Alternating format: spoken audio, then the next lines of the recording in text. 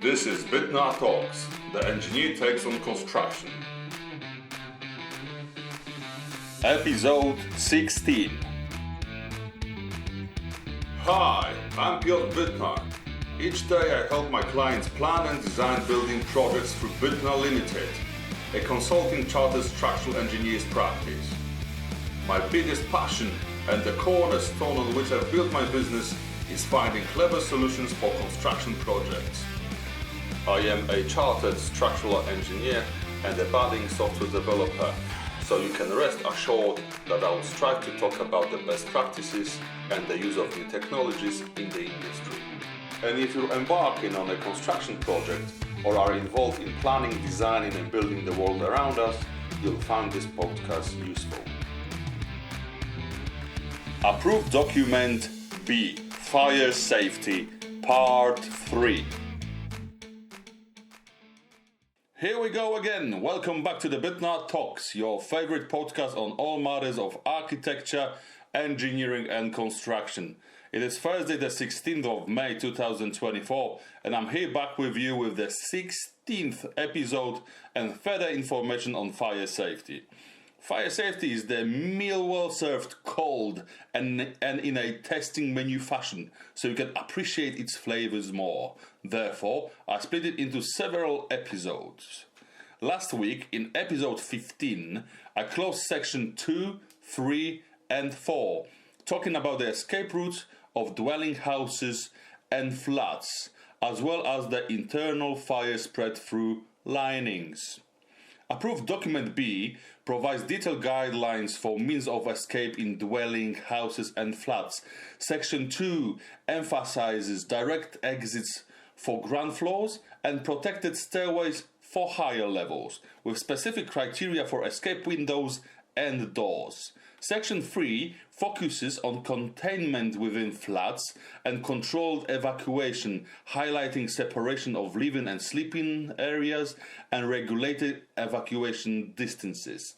Section 4, Requirement B2, addresses internal fire spread, mandating materials for linings to resist flame spread and heat release, particularly scrutinizing insulated panels and thermoplastic materials for fire resistance and applications and of its application location suitability.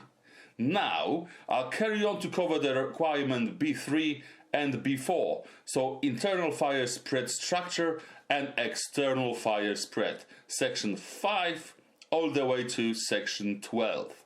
So without further ado, let's dive into the fire safety requirements B3 and B4 as treated in the approved document.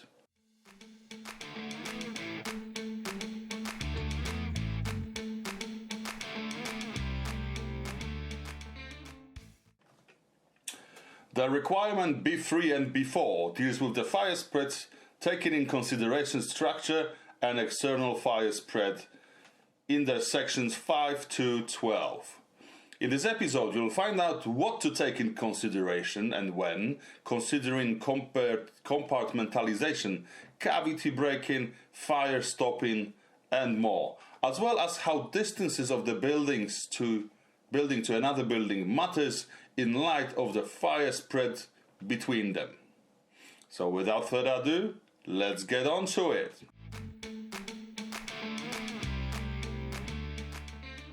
Generally speaking, before we get to the interpretation and guidance of approved document, let's have a look what does the regulation actually requires of us. So in the document, internal fire spread structure, requirement B3, there are 4 points to consider. Point 1. The building shall be designed and constructed so that in the event of fire, its stability will be maintained for a reasonable period.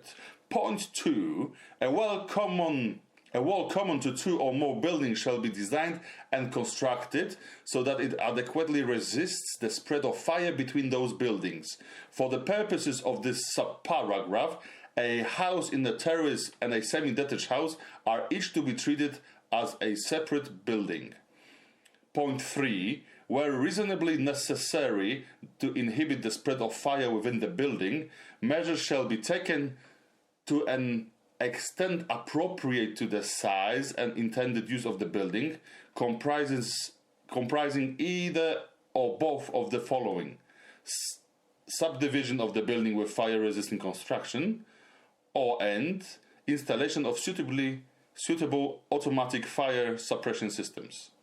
And point 4, the building shall be designed and constructed so that the unseen spread of fire and smoke within concealed spaces in its structure and fabric is inhibited. So simple. Separate buildings should be isolated from each other.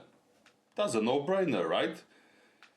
Separated meaning fire spread. So in the event of fire, its structure is to survive reasonably long. Within building, spaces should be either or both compartmented and protected by sprinklers, and the concealed spaces restricting the spread of fire within them. Can we go home now, you ask? You can if you do not want to know more and to find the same language with your building control officer, as they will certainly refer to the below sections. So starting with section 5 of requirement B3, internal fire spread in dwellings. When we start thinking about the required protection, we ought to go to Appendix B of the approved document to assign the required protection time to given situation.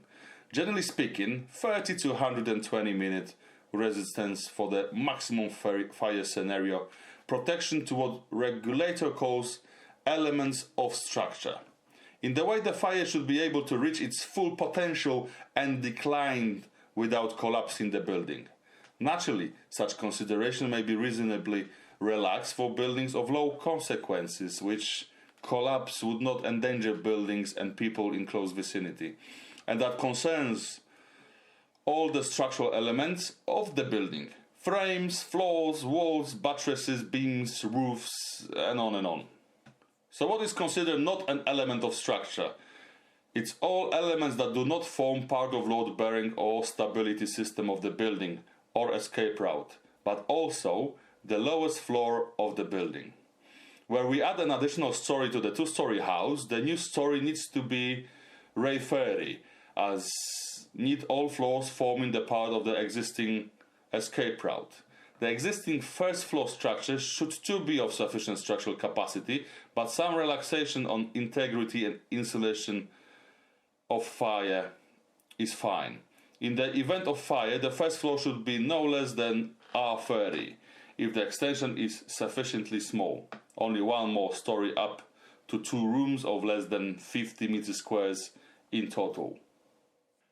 Compartmentation is important to avoid spread of fire between separate houses, like in case of terrace or semi-detached properties, but also between the houses and the garage. Garage should be made in the way that if there is a door accessing the house directly from it, there is no way of fuel to get into the house. So think sloping away from the doors, and doors raised minimum 100 mm over the garage floor. For compartments to be effective, they need to form a complete barrier, so need to be considered together with other details of elements attached to them, all them attached to these elements, like the party wall under the roof, or with a fire barrier in the form of a parapet wall. Any penetrations of compartments should be as small as possible and fire stopped and structurally isolated. So for example, roofs adjacent to compartments should be of the type B roof T4 classification on a A2 S3 D2 substrate for at least 1.5 meter each side of the boundary line. That would exclude thermoplastic windows from this zone. Some continuity of roofing patterns or substrate of limited contribution to fire over the compartment wall can be allowed in buildings up to 50 meters in height. But what all of those abbreviations mean, really? What does it mean? So, B roof T4 is the type of the roof tested to the method T4. Okay, so what do all of those abbreviations mean? So, B roof T4 is the highest performance classification for the roof. It means the roof is B roof class. That's been tested to type of the test, which is T4 type of the test that is used to determine classification of the roof. It measures the external fire exposure resistance of the roof, the flame penetration and spread of the flames, meaning this roof will resist flame penetration for 60 minutes and extinguish within 5 minutes of removing the heat source, not creating more fire spread than 0.38 meters across the region of burning. So basically means 1.19 centimeters either side. And A2S3D2, for example, a board of A2, very limited combustibility, but may produce a lot of smoke or droplets. I've explained that a little bit more in the previous episode, so if you like to listen to that, you're more than welcome, you're more than invited. The next ever so important aspect of fireproofing are cavities of buildings. Cavity can allow the fire to spread unnoticed and, interestingly, due to the chimney effect, aid the speed at which such spread takes place. To address the issue, we introduce cavity barriers in salient points of our buildings between the compartments, making sure the cavity is not a bridge between compartments, but if the construction is of a typical cavity wall construction, it is sufficient to close the space around the openings and top of walls with any material or not at all in case of full fill insulation. Otherwise, cavities need to be at least I15 and E30, insulation and integrity times respectively. Things like steel of 0.5 millimeter thickness, or 38 millimeter of timber, or mineral wool, or 12 millimeters of cementitious board are readily identified by the document. Cavity barriers should be fixed, and any remaining gaps between the cavity barrier and the surface it abuts should be fire stopped. Opening in cavity barriers can be done but are restricted. In section 6, load-bearing elements of structure, flats, now we move to flats, where the approved guidance is similar to dwellings, follows the same philosophy of structural integrity and division, and highlights the possible further consideration of such load-bearing compartment walls, which are expanded on and addressed in several other sections. When considering conversion of a dwelling house to flats, any shortfalls of the existing construction should be addressed, but may be within REI 30 fire resistance consideration for building of less than 3 stories if a protected stairway exists or is proposed. Okay, section 7, compartmentation, sprinklers in flats.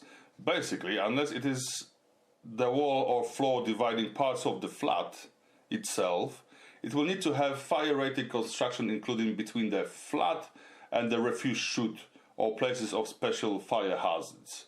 Compartment walls of masonry or concrete construction can be bridged by structural elements, but to minimum extent, and shall be fire stopped. When it comes to sprinklers, blocks of flats with a top story above 11 meters measured off of ground level should be fitted with one. The consideration starts with systems inside the flats and spreads to escape route if it is not fire sterile. Separation between buildings should be in continuous vertical plane in form of the wall. No flying freehold type of scenarios. Similarly, in division of separate parts of buildings.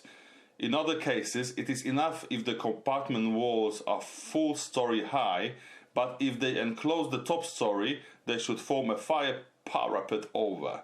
There are further provisions for all the elements that abut the or are supported off the compartment walls or floors to either limit their impact on compartment of restrain their failure to the connection with the compartment, like a curtain wall type of scenario, which should not detach and fly away from the building, essentially creating a fire kite, spreading the fire and danger way over the immediate environment. All perforations will need to be fire stopped and be of certain specification. Shafts of any use should be protected and compartmentalized. As ever, there are rules for penetrations, access, and ventilations, and within some certain limits, some of the enclosure can be glazed, and the external walls often do not need to be fire rated. Moving to section 8, cavities in flats. Cavities in flats generally fulfill two functions. One divides space, restraining the spread of fire within the cavity, and on the other hand also closes them to not allow further spread or ignition from outside sources. Cavities meaning all hidden spaces, most obviously cavity walls, but also suspended ceilings, floors, attics. Cavities should respect the compartmentalization of the building, and when the cavities are large, this should also be divided into smaller sections. Section 9, protection of openings and fire stopping. In the gist, all imperfections and perforations through the compartment construction should be fire stopped to inhibit the spread of fire and smoke. When it comes to pipe penetration, this should have proprietary sleeves or of small internal diameter, or sleeved in metal. Ventilation should not aid the fire and smoke spread and be fitted with fire and smoke dampers where needed, and in certain circumstances provide smoke extraction.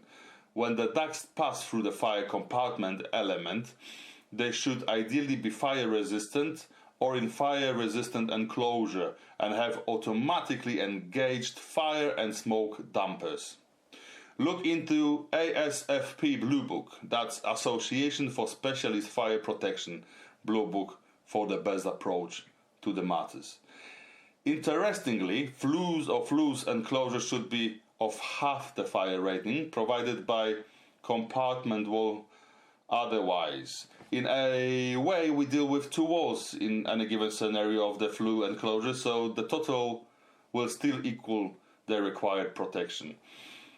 The great wealth of knowledge can be assessed through the Association for Specialist Fire Protection, so you are encouraged to reach out and visit the resources to devour all that good knowledge. And this is it for requirement B3, fire spread structures. Now we're moving on to requirement B4, external fire spread. So what does the requirement actually say as written in the letter of law? External fire spread B4. 2 points. Point 1. The external walls of the building shall adequately resist the spread of fire over the walls and from one building to another, having regard to the height, use, and position of the building. Point 2. The roof of the building shall adequately resist the spread of fire over the roof and from one building to another, having regard to the use and position of the building. In the gist, the wall should not be susceptible to ignition and to becoming a torch, and the fire should not spread between the building's walls and roofs, as well as through the radiant heat via openings in the walls and roofs. Alright, class dismissed. Now, joking. There's still more to go. Let's see what the guidance have to say in section 10, resisting fire spread over external walls. Walls should meet the performance criteria given in BRE report BR135 or provision on the approved document. Materials should generally have limited combustibility or little to medium contribution to fire. All the levels of material reaction to fire will depend on the type and height of the building. Interestingly, cavity walls are excluded from the consideration, so can have combustible material within the cavity. Well, at least outside regulation 7.2 consideration, that is. The guidance also directs us for more answers regarding performance of green roofs and walls that is contained in other publications. Cavities are important to limit the spread of fire, obviously. There are some extra provision for external balconies in buildings with a story over 11 meters in height. Notably, the balcony cannot be turned into a barbecue. I don't know. I mean, the soffit should not be perforated and the balcony should not contribute to fire. There is a mention on the restriction of metal sandwich panels which, with cores consisted of materials that are more than 35 megajoules per kilogram of gross calorific value. So it means how much of heat it will release upon ignition. When the building falls under the remit of Regulation 7, most of the materials used in the external envelope or things attached to it, excluding items mentioned in Regulation 7, paragraph 3, should be of very limited combustibility. Moving to section 11, resisting fire spread from one building to another. The risk of spread of fire is all dependent on the use of the building, its compartmentalization and suppression system present in the building. The consideration of the fire spread begins at establishing which boundary is relevant and what impact does the fire in the building may have on the neighboring building. Depending on the possible future or current distance of the wall to the boundary, different provisions for the amount of unprotected areas of the wall can be specified, making most of the wall fire enclosed or completely unprotected when the wall is further away from the boundary. The unprotected area consideration starts at class C material and below for any materials of 1 millimeter thickness or more. Some unprotected areas in the wall may be ignored. The distance to the boundary is either within 1 meter or over. To determine the areas and distances, the guidance produces several diagrams and rules to follow, but also allows for the use of Brer Report BR 187 as an alternative approach. Generally speaking, for small buildings, the amount of unprotected area in the wall at or closer to the boundary than 1 meter is 5.6 meters squared. That's quite a bit. Or the smaller openings that generally can be ignored can be added to that without decreasing the amount for the big ones, and can be ignored. The amount of unprotected wall area grows to unlimited for the walls that are at 6 meters away from the relevant boundary. Or if the building is of a classification of bigger buildings or more complicated buildings, we take in consideration the percentage of the wall area, which starts at 4% at 1 meter or less distance from the relevant boundary. In buildings with sprinkler systems, the boundary distance can be halved to a minimum of 1 meter, or area of the unprotected wall can be doubled. Section 12. Resisting fire spread over roof covering. It is important to say here that roof covering does not include the structure as a whole.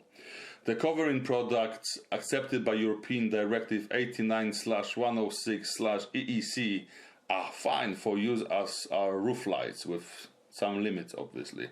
Generally, any material can be used on a remote building of at least 20 meter distance to the relevant boundary, but the designation of the roof increases to the maximum of the B-roof T4 type for the roofs 6 meters and closer to that relevant boundary. So here you have it. Approved document B, requirement B3 and B4, under the belt.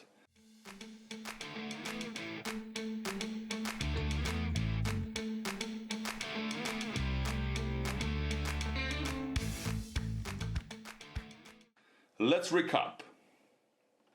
Requirement B3 focuses on maintaining a building's stability during a fire event, emphasizing measures to inhibit fire spread both within the building and between separate structures. It mandates subdivision of buildings with fire-resistant construction and installation of automatic fire suppression systems where necessary. Additionally, it requires the inhibition of unseen fire and smoke spread within concealed spaces. Section 5 deals with the internal fire spread in dwelling houses, stipulating protection times for structural elements to ensure their stability during fire incidents. New additions to existing structures, such as additional stories, must meet specific fire resistance requirements also. Compartmentation plays a crucial role in preventing fire spread between separate houses and between houses and garages. Garage design must prevent the transfer of fuel to the house, ensuring door slopes away and a raised threshold. Section 6 addresses load-bearing elements of structure in flats, emphasizing the importance of structural integrity and division, particularly regarding compartment walls. Section 7 underscores the necessity of fire-rated construction in flats, extending to fire chutes and areas of special fire hazards. Sprinkler systems are mandated for flats with top stories above a certain height. Section 8 delves into a cavity protection in flats, emphasizing the need to divide and close cavities to prevent fire spread. Section 9 focuses on protecting openings and fire stopping to inhibit fire and smoke spread through imperfections in compartment construction and due to perforations. It highlights the need for proper pipe penetration and ventilation systems. Requirement B4 addresses external fire spread, emphasizing the need for external walls and roofs to resist fire spread between buildings. It outlines criteria for materials used in wall construction, including provision for external balconies. Section 10 discusses resisting fire spread over external walls, emphasizing material performance criteria and exclusion of cavity walls from certain regulations. Section 11 tackles fire spread from one building to another, considering building use, compartmentalization, and suppression systems. It provides guidelines for determining unprotected areas in walls based on distance to the relevant boundary. Section 12 focuses on resisting fire spread over roof coverings, emphasizing compliance with European directives and specific requirements based on distance to relevant boundaries. In summary, these regulations aim to ensure structural integrity and inhibit fire spread within and between buildings. They provide detailed guidance on fire-resistant construction materials, compartmentation, and protection measures to mitigate the impact of fire incidents. Compliance with these regulations is essential to enhance overall fire safety in buildings. In the next episode, I will cover requirement B5, access and facilities for the fire service, and see what is hiding in the appendices A to G.